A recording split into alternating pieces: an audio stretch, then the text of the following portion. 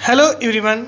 आज की इस वीडियो में डीएलएड थर्ड सेमेस्टर साइंस से जो भी इम्पोर्टेंट क्वेश्चन हैं उसको इस वीडियो में कंप्लीट कराया जाएगा। तो फर्स्ट क्वेश्चन हम देखते हैं इसमें से, धावन सोडा तथा खाने वाले सोडे का रासायनिक नाम और उसका सूत्र क्या होता है।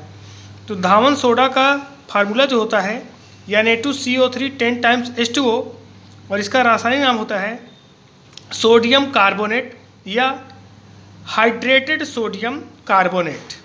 और खाने वाला जो सोडा होता है उसका फार्मूला होता है NaHCO3 और इसका रासायनिक नाम होता है सोडियम बाई कार्बोनेट या सोडियम हाइड्रोजन कार्बोनेट। तो इस प्रकार से धावन सोडा में 10 टाइम्स H2O होता है और खाने वाला सोडा है NaHCO3। अगला क्वेश्चन, दहन की प्रक्रिया के लिए क्या आवश्यक है। कोई भी पदार्थ को अगर दहन किया जाएगा, दहन मतलब होता है उसको जलाना, तो किसी भी पदार्थ को अगर जलाना है तो उसके लिए हमें ऑक्सीजन की आवश्यकता पड़ती है। नेक्स्ट क्वेश्चन देखते हैं, प्रतिध्वनि सुनाई देने के लिए ध्वनि उत्पादक और परावर्तक तल के बीच न्यूनतम दूरी कितनी होनी चाहिए।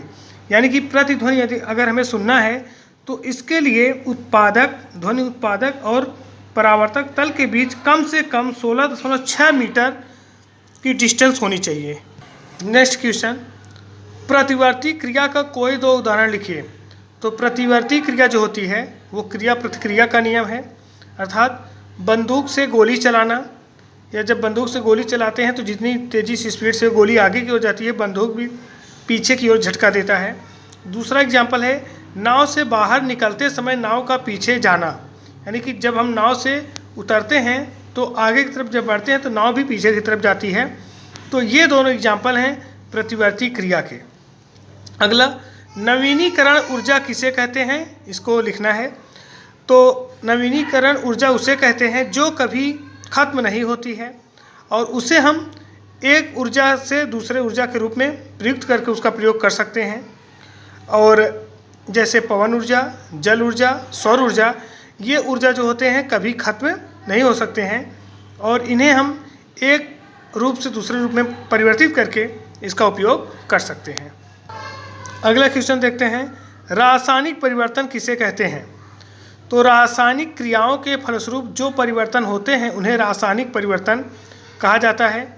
जैसे प्रकाश संश्लेषण की क्रिया में कार्बन डाइऑक्साइड और जल का प्रयोग करके पौधे सूर्य के प्रकाश में ग्लूकोज का निर्माण करते हैं और ऑक्सीजन गैस उत्पन्न करते हैं और इस क्रिया में कुछ मात्रा में वाष्प का भी उत्सर्जन होता है। तो रासायनिक परिवर्तन की एग्जाम्पल हम दे सकते हैं, प्रकाश संश्लेषण की क्रिया एक रासायनिक परिवर्तन की क्रिया है जिसमें कार्बन डाइऑक्साइड और जल परस्पर क्रिया करके सूर्य के प्रकाश में और क्लोरोफिल की उपस्थिति में ग्लूकोज का निर्माण करते हैं और इस क्रिया में ऑक्सीजन गैस मुक्त होती है। अगला क्वेश्चन, रसोई घर में प्रयोग किए जाने वाले द्रवित पेट्रोलियम गैस अर्थात LPG के रिसाव का पता लगाने के लिए इसमें कौन सा पदार्थ मिलाया जाता है। तो जनरली हम बता दें कि जो LPG होता है ये गंधहीन होता है और इसके रिसाव को पता लगाने के लिए इसमें एथिल मर्केप्टन यानी कि C2H5SH, इसका नाम है एथिल मर्केप्टन, इसको मिलाया जाता है और इसके गंध से हम पता लगा लेते हैं कि LPG में रिसाव हुआ है या नहीं। पहले क्या था कि LPG में एथिल मर्केप्टन नहीं मिलाया जाता था, जिससे कहीं भी दुर्घटना हो जाती थी तो पता नहीं चलता था कि LPG का रिसाव हुआ है या नहीं। तो इसीलिए LPG में एथिल मर्केप्टन मिलाया जाता है ताकि अगर रिसाव हो रहा है तो इसके गंध से पता चल सके कि LPG का रिसाव हो रहा है।